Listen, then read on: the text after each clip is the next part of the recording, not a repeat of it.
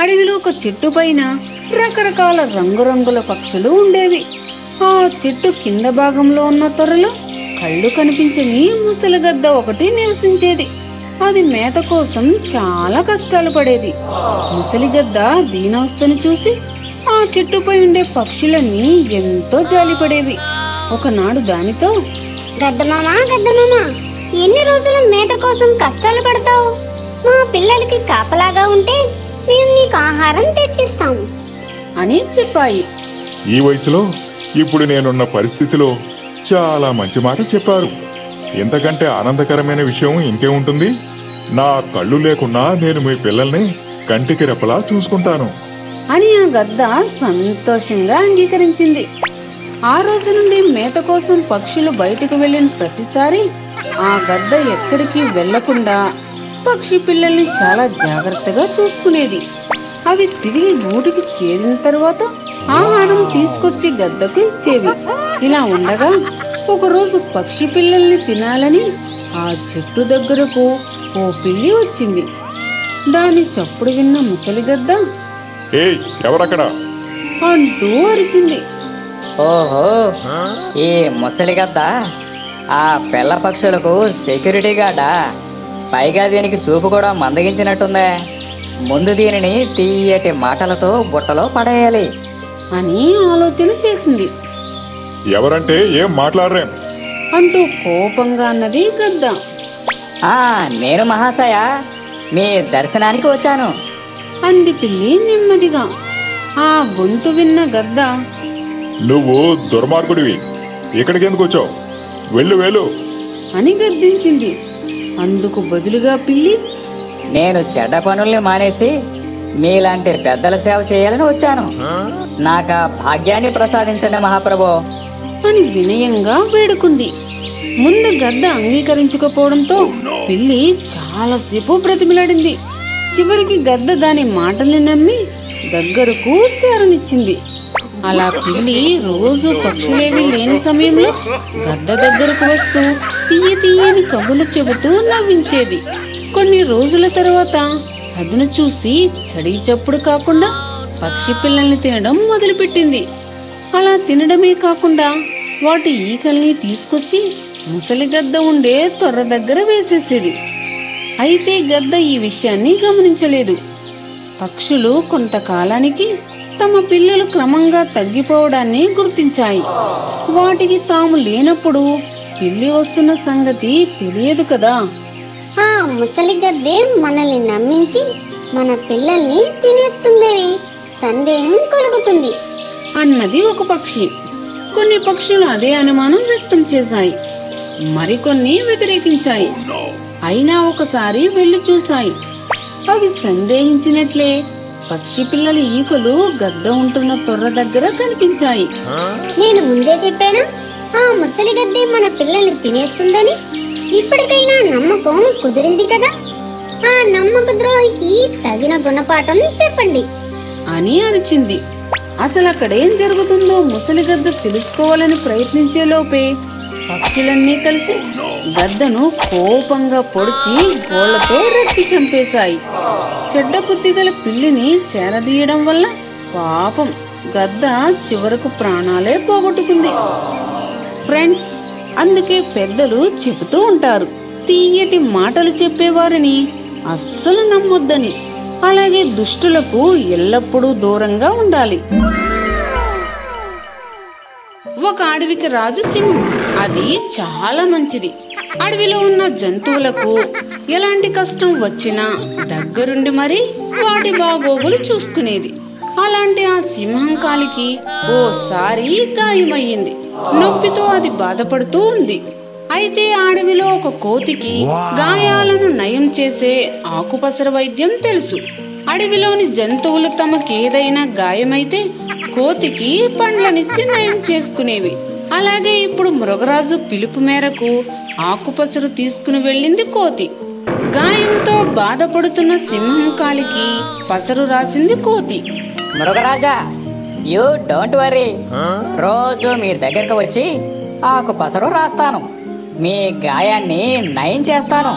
అయితే గాయం తగ్గిపోయాక మీరు నా కోరిక తీర్చాలి అంది కోతి. నేను రాజును కదా, ఏ కోరిక అడిగినా తీర్చగలను. నీకు ఏం కావాలో అడుగు. అంది సింహం. అయ్యయ్యో, మీరు ఈ సిచ్యువేషన్లో ఉండగా అడగడం భావ్యం కాదు. మీ గాయం పూర్తిగా నయం చేశాక అడగడం సమంజసంగా ఉంటుంది. ఆ రోజున అడుగుతాను. మీరు మాట తప్పేవారు కాదని నాకు తెలుసుగా. అంది కోతి. కొన్ని రోజులకు సింహం గాయం తగ్గిపోయింది. అది అడవిలో బాగా తిరగసాగింది. ఆ ఆనందంతో కోతి మిత్రమా, నీకు ఏం కావాలో కోరుకో, ఇస్తాను. అంది సింహం. కోతి నసుగుతూ, మృగరాజా, ఒక రోజంతా నేను ఈ అడవికి రాజునై మీ పైన కూర్చుని అడవి అంతా తిరగాలని ఉంది అని చెప్పింది.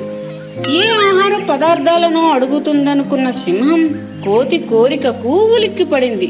కొద్దిసేపటికి తేరుకుని, ఇచ్చిన మాట తప్పడం మా వంశంలో లేదు. సరే, అలాగే కానివ్వు. అంది సింహం.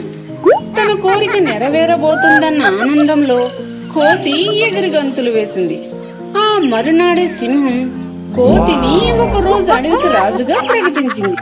ఇదంతా కోతికి భలే సరదాగా ఉంది. కోతి సింహం పైకి ఎక్కి కూర్చుంది.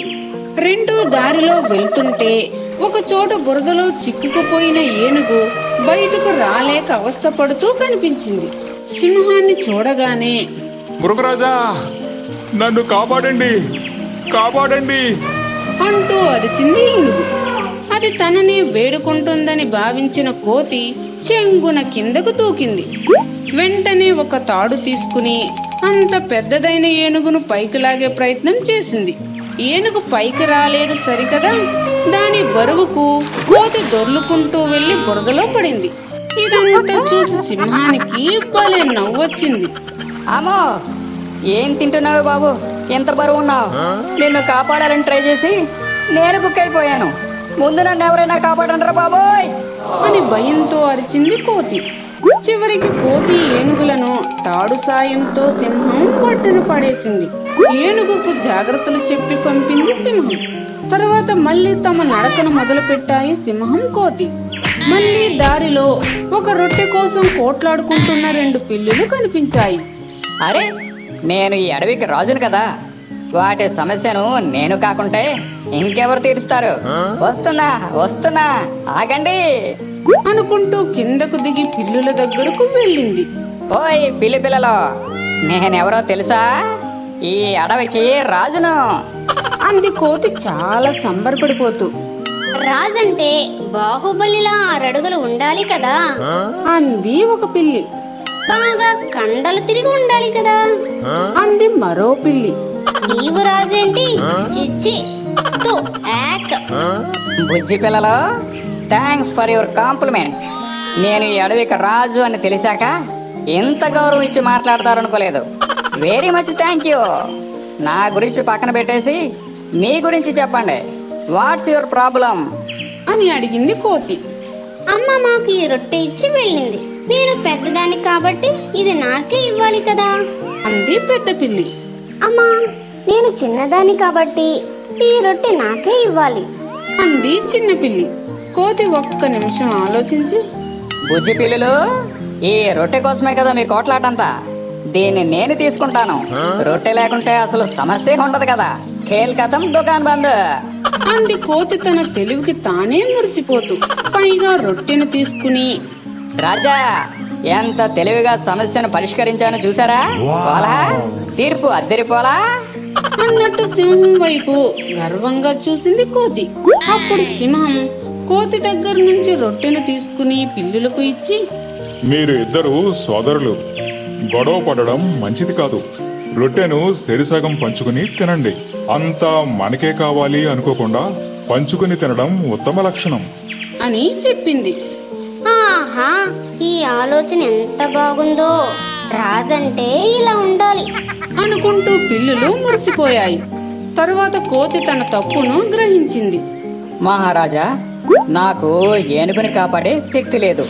పిల్లి పిల్లలకు వచ్చిన చిన్న సమస్యను కూడా పరిష్కరించలేని మట్టి బొర నాది.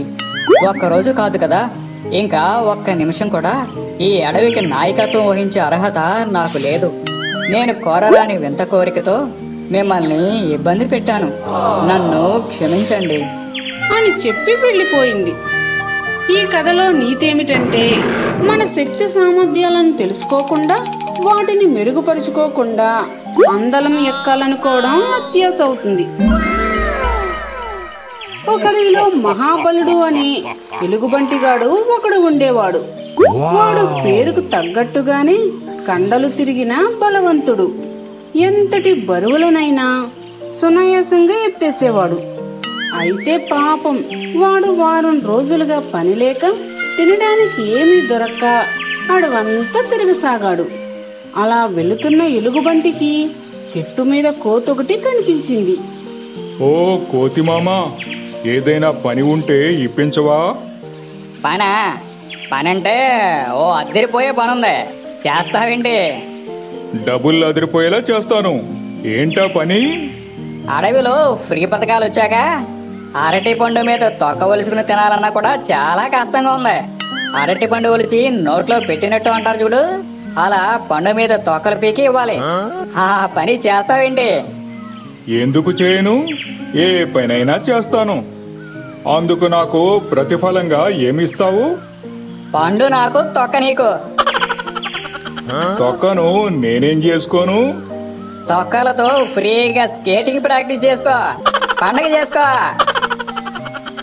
పోయి నిన్ను పని అడిగాను చూడు, నాది బుద్ధి తక్కువ అని ఎలుగుబంటిగాడు కోతిని తిట్టుకుంటూ అక్కడి నుండి వెళ్ళిపోయాడు.